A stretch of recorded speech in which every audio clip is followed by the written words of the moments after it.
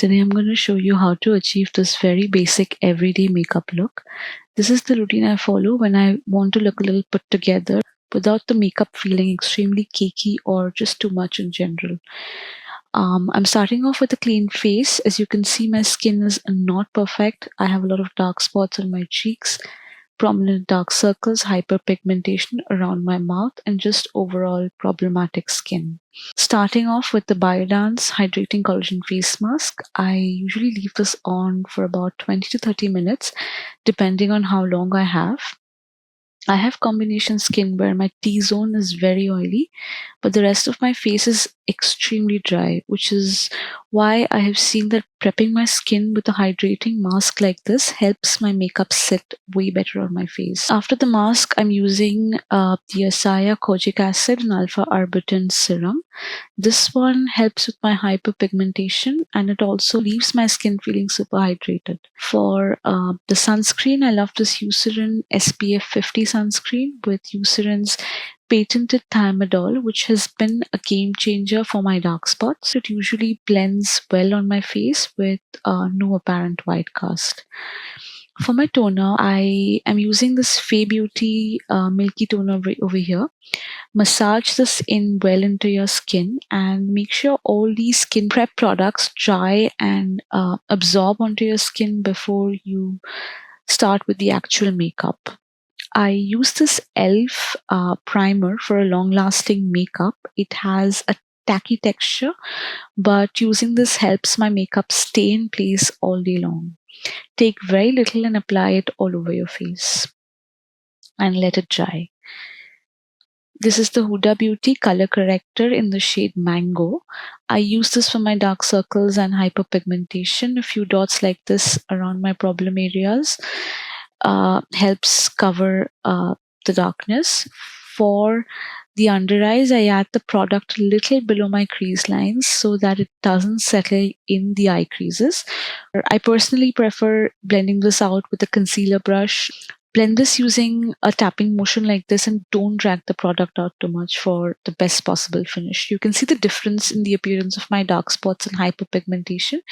It still feels natural, but the discoloration is corrected and the skin just overall feels a little elevated.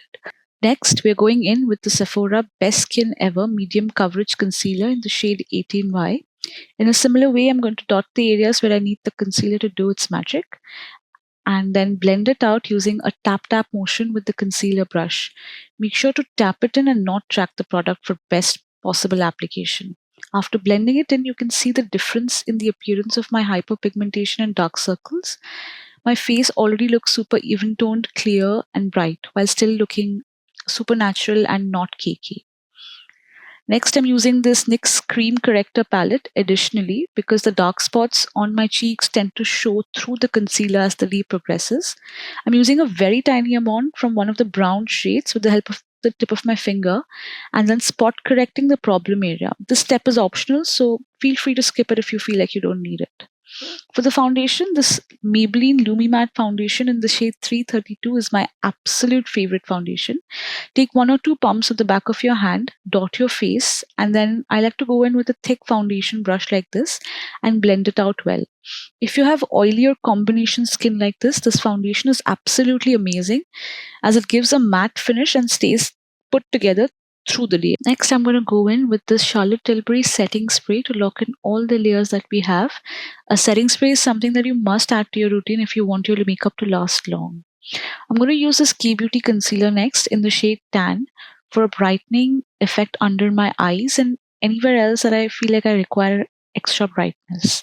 I'm going to go in with very little product as I want my face to look as natural as possible. Blend it out well and make sure that it doesn't look patchy. For the blush, I'm using this Sephora Blush and Go Liquid Matte Blush in the shade On the Bright Side. I absolutely love this color on my dark skin. It looks very natural. I usually place my blush at the center of my cheeks and a little bit on my nose. However, since I'm usually wearing this kind of makeup to office, I'm not adding too much product because I want it to look natural and not too unnaturally pink or red. I'm going for a very subtle hint of color. For the eyes, I'm going to use the Sugar Cosmetics eyeliner instead of kajal today. I'm going to keep it Very simple, no tight lining, just a clean line above my lashes just to make my eyes look a little bit bigger, but at the same time make it look natural. I'm going to use the Charlotte Tilbury setting powder in the shade 2 under my eyes to set the concealer in, and also for some added brightness. I'm going to do the same around my mouth, but just make sure that you don't overdo this or your makeup will start looking cakey. Setting spray again, just to set in all the layers. Setting your makeup multiple times like this helps your makeup stay way longer in my experience. I'm going to use this She Glam brow pencil for my eyebrows. This has a brush tip and a normal pen tip on the other end. I'm going to go in with the brush tip end and then just very lightly fill in my brows. Nothing too precise, just enhancing what I already have like this.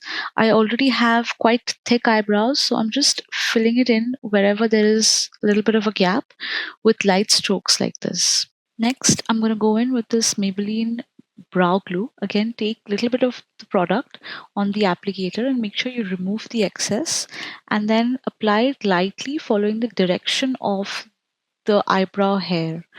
I'm not going in for a very laminated brow look. Rather, I'm just trying to keep it natural but make it look defined.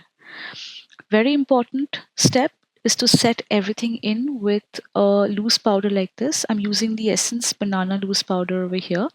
I'm using a fluffy brush like this, dipping it into the product, tap out all the excess before applying, and then go into the most oily parts like this. For me, it's my nose, around my mouth, my forehead, and use this to set your face well. Now, for the mascara, I'm going to go in with the Maybelline Lash Lift Mascara. I absolutely love this product. Take the applicator, make sure you remove the excess. I'm going to go in and apply this on only my upper lashes. This one really help my lashes look very long, lifted, and pretty. This is definitely my most favorite step in the entire routine because I feel like it pulls the whole look together. And finally, for my lips, I'm going to keep it simple with this NYX Fat Oil Lip Trip in the shade Inside Scoop.